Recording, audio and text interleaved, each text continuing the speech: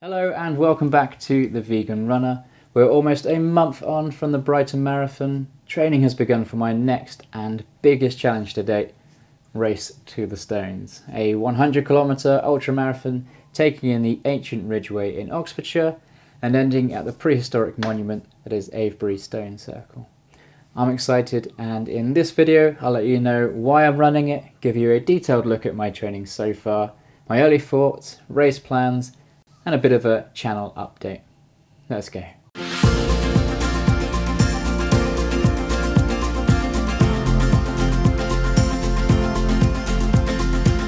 So Race to the Stones is fast approaching, my first ultra on July 9th, so what on earth has overcome me to take on a 100-kilometre race? And really it goes right back to my early days of running and watching runners on YouTube.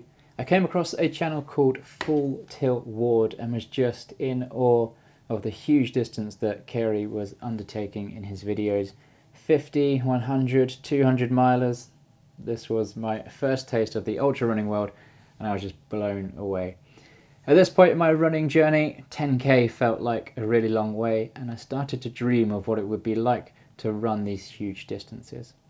I started looking on Google Maps and finding places that were 50 to 200 miles away from my home and imagining what it would be like to run that far. So the ultra running seed was planted over 5 years ago, and in those early days I always said that when I'm ready I'd love to give ultra running a go.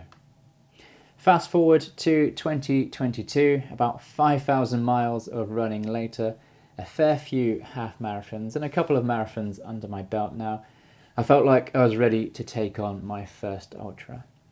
Initially, I loved the idea of running from the north coast of my home county Devon to the south coast. Now there was an event company that did this, but sadly they changed the course for this year. So I started looking further afield when Race to the Stones came onto my radar.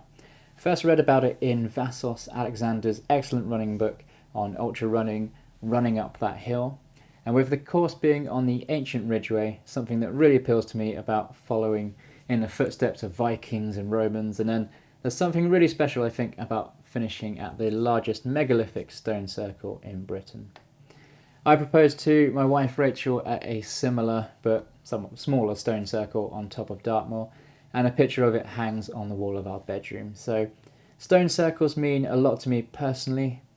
Race to the Stones, it is then sounds ideal. There's only one slight problem, and that's that it's in July, which is just 13 weeks after Brighton Marathon. Technically speaking, you shouldn't put two training blocks kind of back to back, and with the 80-20 100k training plan I'm following, it's 19 weeks long. That presented a bit of an issue, so without further ado, let's get into the training so far, how I've adapted things, and let you know how things are going.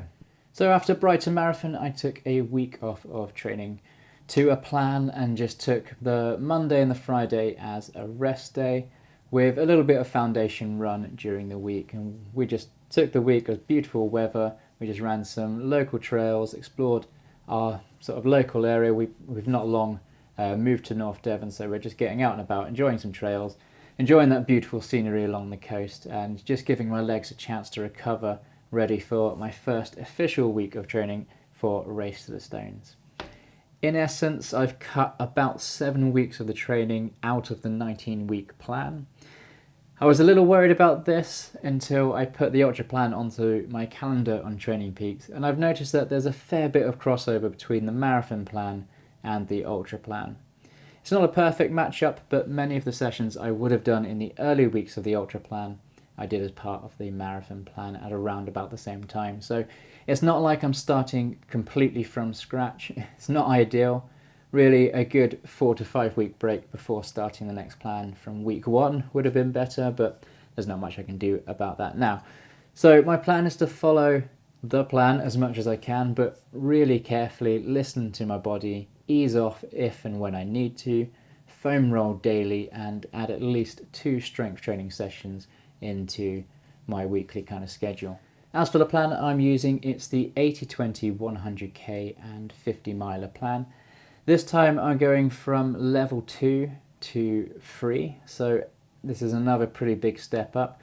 Normally I'd run about 6 days a week. This plan now has me running for 21 consecutive days before a rest day, and then you've got 2 of those days each week having double runs.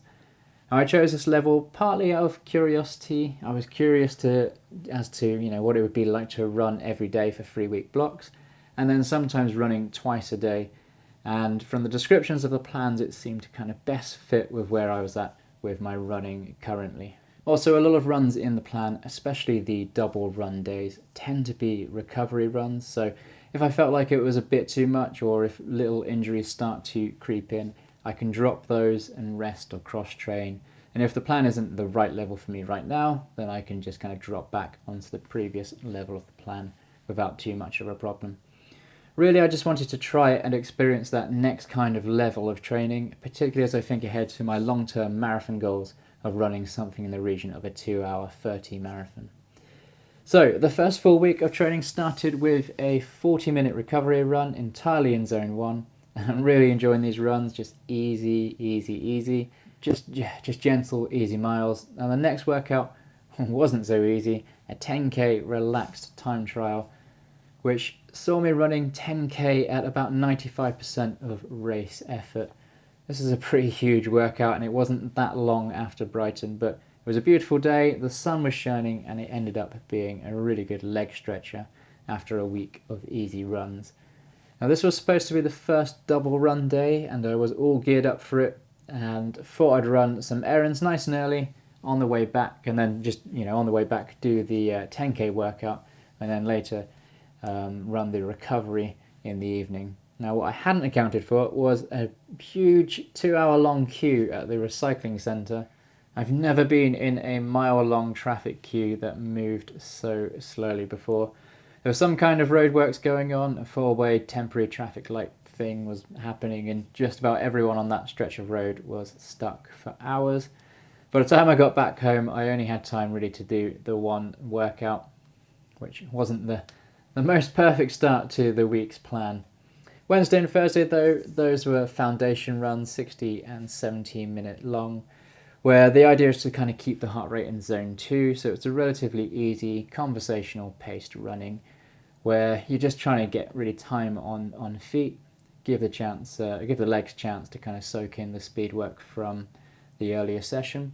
Friday had a lovely hill rep session in store, 12 reps of 30 seconds and all-out sprint before I took on the second run of the day, a recovery run, my first double day.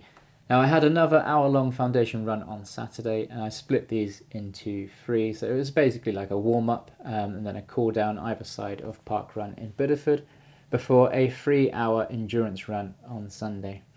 This one ended up being 3.5 hours. When I planned the route on Strava, I was kind of thinking about the mileage, and I didn't take into account the 3,400 feet of elevation on the route, which is pretty steep. In fact, I think Race to the Stones has about 3,900 feet of elevation. Somebody knows, please correct me in the comments.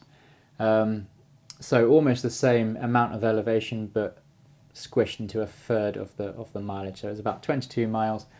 But it was a fantastic run, and it reminded me of exactly what inspired me to want to ultra run in the first place. I just loved heading out of my front door, running to the coast, through fields, along quiet country lanes, and just hours of running.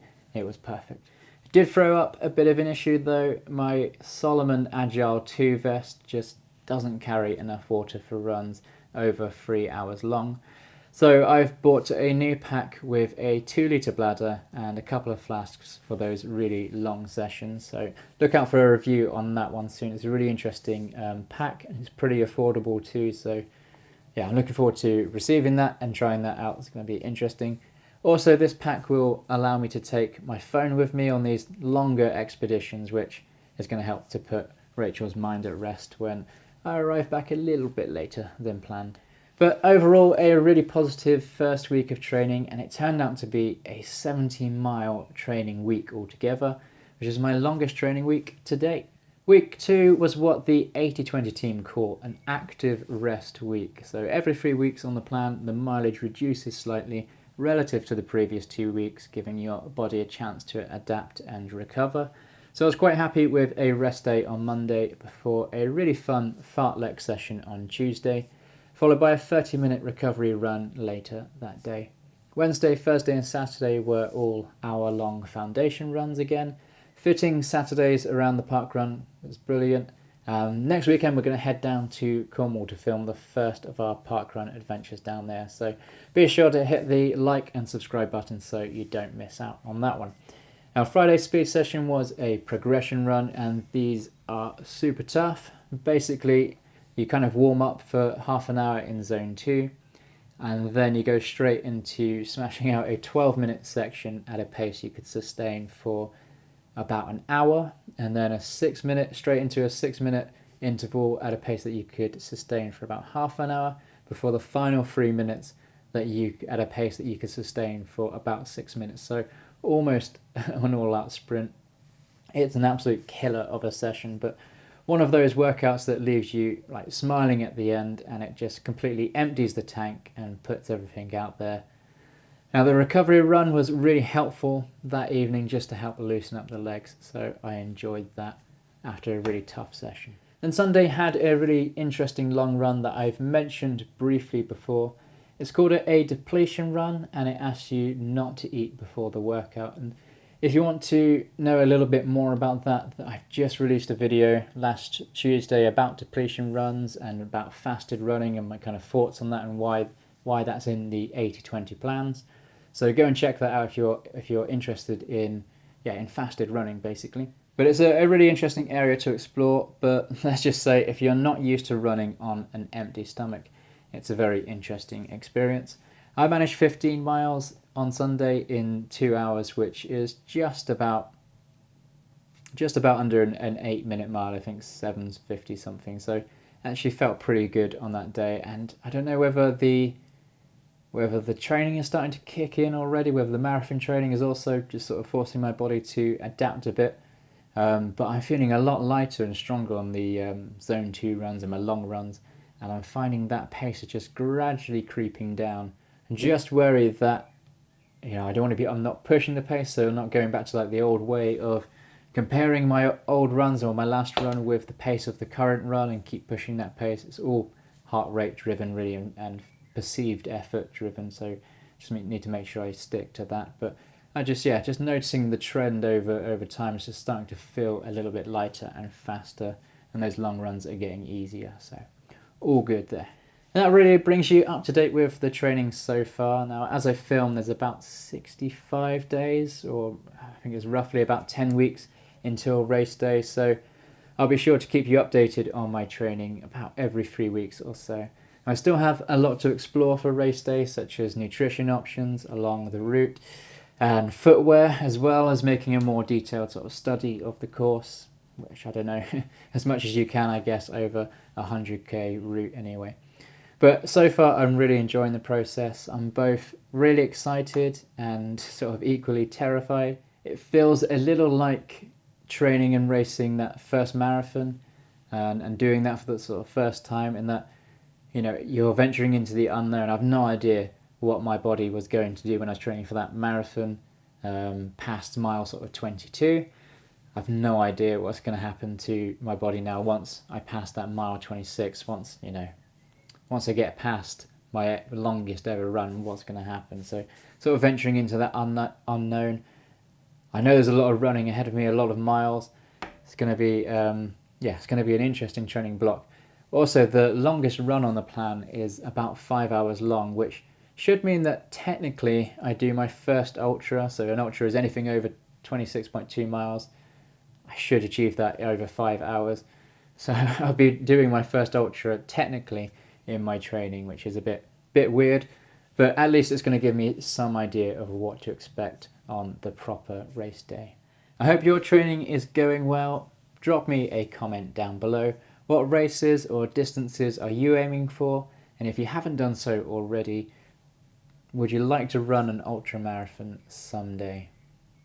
Thanks for watching, and until the next one, be the best you.